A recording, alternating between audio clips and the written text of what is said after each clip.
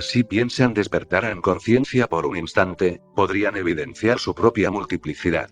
Pensar que si una persona se llama Luis es siempre la misma, es absurdo. Ninguna persona es siempre la misma, pues, constantemente se cae en contradicciones y cambios. Cuando el yo quiere continuar aquí en el más allá, se autoengaña con el falso concepto de un yo divino e inmortal. Ninguno de nosotros tiene un yo permanente y ni siquiera poseemos legítima individualidad. Si pensamos en cada yo como una persona diferente, podemos asegurar en forma enfática lo siguiente. Dentro de cada persona que vive en el mundo, existen muchas personas. Cada una de estas personas lucha por la supremacía, quiere ser exclusiva y cree ser el todo, aunque solo sea una pequeña parte. No podremos jamás conocernos a sí mismos sin la autoobservación. En tanto un sujeto siga considerándose uno, es claro que cualquier cambio interior es más que imposible. Reflexionando un poco sobre las diversas circunstancias de la vida, bien vale la pena comprender seriamente las bases sobre las cuales descansamos. Una persona descansa sobre una posición, otra sobre el dinero, etc. Lo más curioso, ya seamos ricos o mendigantes, es que necesitamos de todos y vivimos de todos, aunque estemos inflados de orgullo. Dentro de todo esto, nos creemos muy fuertes y somos espantosamente débiles.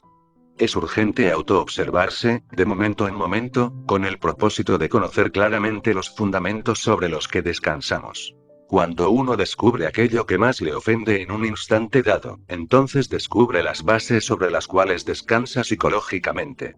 Uno se asombra ante el espectáculo de un incendio. Entonces las personas desesperadas se apoderan de las cosas más inverosímiles. Son personas apegadas a esas cosas que no tienen la menor importancia. Esto equivale a estar en estado de absoluta inconsciencia.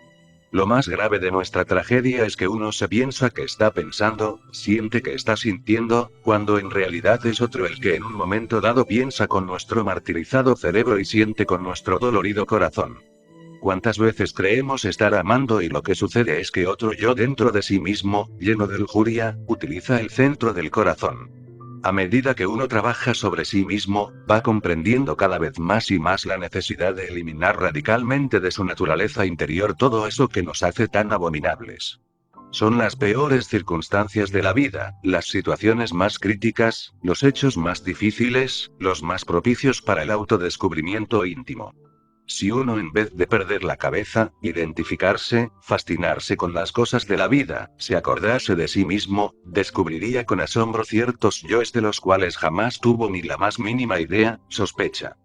El sentido de autoobservación íntima se encuentra atrofiado en todo ser humano. Autoobservándose de momento en momento, tal sentido se desarrollará en forma progresiva. A medida que el sentido de autoobservación prosiga su desarrollo mediante el uso continuo, nos iremos haciendo cada vez más capaces de percibir en forma directa aquellos yoes sobre los cuales jamás tuvimos dato. 87 Semael Aun Weor. El quinto evangelio. 007 y yo psicológico alguno relacionado con su existencia, y descubrimos que cada uno de ellos tiene características psicológicas inconfundibles, mediante las cuales aprehendemos, atrapamos intuitivamente su naturaleza íntima. En principio el esoterista no sabe por dónde empezar, siente la necesidad de trabajar sobre sí mismo, pero se halla completamente desorientado. Aprovechando los momentos más difíciles, los instantes más adversos, descubrimos nuestros defectos sobresalientes y que debemos desintegrar urgentemente. Antes de acostarnos conviene que examinemos los hechos ocurridos en el día. Recordemos que en esoterismo, bueno es todo lo que está en su lugar, malo es todo lo que está fuera del lugar. ¿Qué dirías de un varón manso y tolerante que estuviese bendiciendo a una cuadrilla de asaltantes que intentasen violar a su mujer e hijas? ¿Qué opinaríais de un hombre servicial que en un instante dado prestase un puñal al asesino? El delito se disfraza de santo, usa las mejores virtudes, se presenta como mártir. Dentro del perfume de la plegaria, también se esconde el delito. Ver tales creaciones, observar esas monstruosidades del infierno, dentro de las cuales se encuentra embotellada nuestra mismísima conciencia, se hace posible con el desarrollo progresivo del sentido de la autoobservación. Mientras tengamos esas aberraciones dentro, seremos una abominación, aunque nos creamos bellos o justos y hasta nos quejemos de la ingratitud de las demás personas y gritemos que no nos entienden. El sentido de autoobservación nos permite ver claramente al yo que estamos disolviendo y los resultados patéticos y definidos del trabajo interior. Resulta interesante observar cómo tales bestias van perdiendo tamaño y por último se desintegran, liberándose la esencia que estaba embotellada en ese defecto. Todo esto implica, naturalmente, sucesivos trabajos de fondo, siempre continuos, pues ningún yo puede ser desintegrado jamás instantáneamente. En tanto no se haya producido la desintegración psicológica de todas esas abominaciones, ambiciones, envidia, etc., aun cuando nos creamos personas honradas, honorables, sinceras, caritativas, hermosas en el interior, etc., obviamente, no pasaremos de ser más que sepulcros blanqueados, hermosos por fuera, mas por dentro llenos de asqueante podredumbre. Son muchas las personas que suponen que, mediante las buenas intenciones, es posible llegar a la santificación. Obviamente, mientras existan agregados psicológicos en nuestro interior, bajo el fondo de una mirada piadosa y de un rostro venerable, no podrá haber santificación. En psicología revolucionaria se nos hace evidente la necesidad de una transformación radical, y esta solo es posible declarándonos a sí mismos una guerra a muerte, despiadada y cruel. No existiendo una verdadera individualidad en nosotros, resulta imposible que haya continuidad de propósitos. Lo que un yo determinado afirma en un instante, no puede revestir ninguna seriedad debido al hecho concreto de que cualquier yo puede afirmar exactamente lo contrario en cualquier momento. Lo más grave es que hay personas que afirman enfáticamente ser siempre las mismas.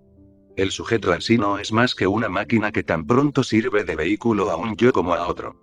Obviamente, si uno no lucha contra la vida, ésta se lo devora, y son raros los aspirantes de verdad que no se dejan tragar por la vida. Si no trabajamos sobre nosotros mismos, involucionamos y degeneramos, pues, no es posible que el verdadero hombre surja mediante la ley mecánica evolutiva, ya que esta ley tiene su contraparte, la cual es la involución.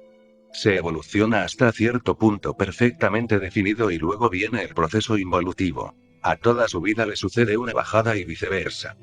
Dentro del animal intelectual existen gérmenes o semillas que, convenientemente desarrolladas, nos convierten en verdaderos hombres. Para eso es necesario un ambiente adecuado, pues, es bien sabido que la semilla en un medio estéril no germina, se pierde. 88 Samael Aun Weor. El quinto evangelio. 007 El yo psicológico. Si queremos verdaderamente la unión con la divinidad, necesitamos con urgencia una verdadera revolución de la conciencia. La revolución de la conciencia tiene tres factores básicos que son los siguientes: morir, nacer, sacrificio por la humanidad. Vamos a estudiar qué es lo que debe morir en nosotros, qué es lo que debe nacer y por qué debemos sacrificarnos por la humanidad, por los demás. Es urgente saber que el yo es un conjunto de entidades que goza de cierta autoindependencia. Estos yoes riñen entre sí y la mente es el campo de batallas. Cada uno de ellos se proyecta en los distintos niveles de la mente, tratando de satisfacer sus instintos animales, alimentándose de nuestros principios vitales. El yo que hoy jura amor eterno a una mujer, mañana la odia. Dentro del hombre surgen contradicciones constantemente, esta es la causa de que el hombre no es hombre todavía, es tan solo un animal intelectual. El animal intelectual no tiene alma, su alma está fraccionada. Cuando el yo muere, el alma se libera y es entonces cuando el hombre puede tener verdadera continuidad de propósitos, un verdadero centro permanente de conciencia. Solo en un hombre con alma, no existen las internas contradicciones. Solo donde no existen las internas contradicciones hay verdadera paz interior. El yo psicológico gasta torpemente el material psíquico en explosiones de ira, codicia, envidia, lujuria, etc. Eliminar el yo es una tarea difícil. El yo se disuelve a base de rigurosa comprensión. La convivencia con el prójimo, el trato con las gentes, es el espejo donde podemos vernos de cuerpo entero. En el trato con las personas, nuestros defectos afloran, y si estamos vigilantes entonces los vemos. Todo defecto debe ser primero analizado y luego comprendido con el corazón. Cuando un defecto es comprendido en todos los niveles de la mente, se desintegra su elementario correspondiente, es decir, muere un pequeño yo. Cada vez que muere un defecto nace en su lugar algo nuevo, una virtud, un poder del alma, una verdad, etcétera, etcétera. Es urgente pasar por la muerte mística, es necesario fabricar alma, es indispensable sacrificarnos por la humanidad, hay que dar la vida por nuestros semejantes. El matrimonio perfecto tuvo un principio, y por esto también tiene un fin. El dolor es el resultado de nuestros propios errores. Cuando uno comete un error, el fruto es el dolor. Cometemos errores porque somos imperfectos. Somos imperfectos porque tenemos el yo dentro. Cuando el yo desaparece, viene a nosotros la auténtica y verdadera felicidad. 008 Imaginación y fantasía. Título en la edición impresa original de Ageac. La imaginación como poder, la fantasía como enfermedad. Número de conferencia 008. Fuente en audio. Descargar calidad de audición buena. Correlación texto/audio no comprobada. Fecha de grabación 1976. Lugar de grabación Ciudad de México. Contexto tercera cámara. Fuente del texto 1. Edición impresa del Quinto Evangelio 89. Semael Unweor. El Quinto Evangelio. 008 Imaginación y fantasía IA, esta noche. Pero en todo caso, me gusta preparar primero el ambiente. Ruego a hermanos, pues, poner atención. Platicaremos esta noche sobre imaginación y fantasía, sobre memoria positiva y memoria mecánica, etc. Obviamente, conviene hacer una plena diferenciación entre lo que es imaginación dirigida voluntariamente y lo que es la imaginación mecánica. Incuestionablemente, la imaginación dirigida es la imaginación consciente. Para el sabio, imaginar es ver. La imaginación consciente es el translúcido. En ella se refleja el firmamento, los misterios de la vida y de la muerte, el ser, lo real.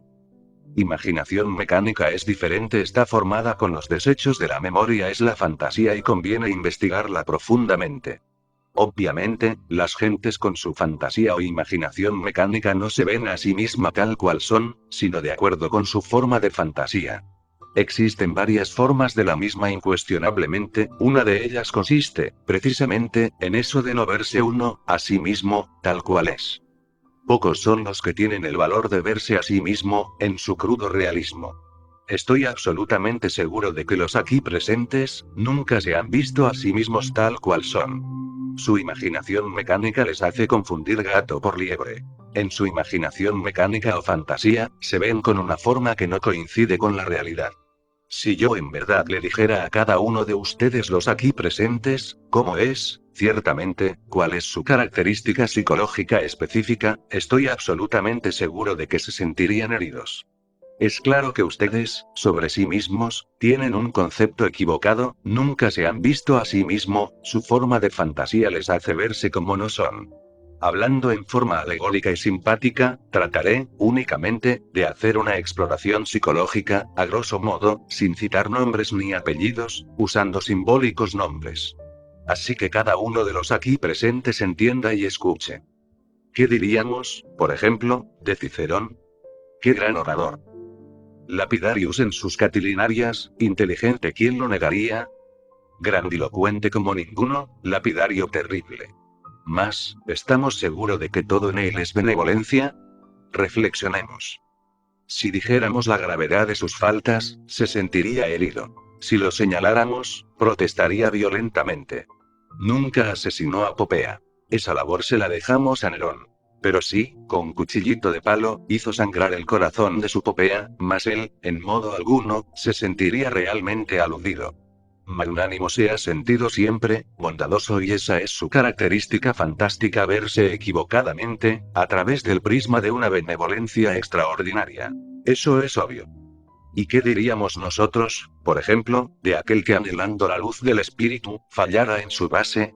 ¿No dicen que Ícaro se elevó hasta los cielos con alas de cera, que se le derritieron y entonces fue precipitado al abismo? Sin embargo, no piensa él de sí mismo así. Supone que es fiel en las filas. Está seguro de que marcha por el camino recto. Que es noble cual ninguno. Continuando así, por este camino, ¿qué le quedaría pues, a Ícaro, después de precipitarse al Averno? ¿No dicen que Ganímedes subió hasta el Olimpo a beber vino? Pero Ganímedes también puede ser arrojado al fondo del precipicio. 90 Samael Aun Weor. El Quinto Evangelio. 008 Imaginación y fantasía. El discípulo, llamémoslo ahora Justiniano, como simbolismo, ¿cuántas veces se ha justificado a sí mismo? Está convencido de que marcha muy bien. Tal vez, en los últimos tiempos, ha mejorado algo, pero ¿acaso no ha protestado en determinados momentos? ¿Acaso no ha protestado ante el hora del sacrificio? Mas él, invicto se siente. Seguro está de que nunca ha protestado.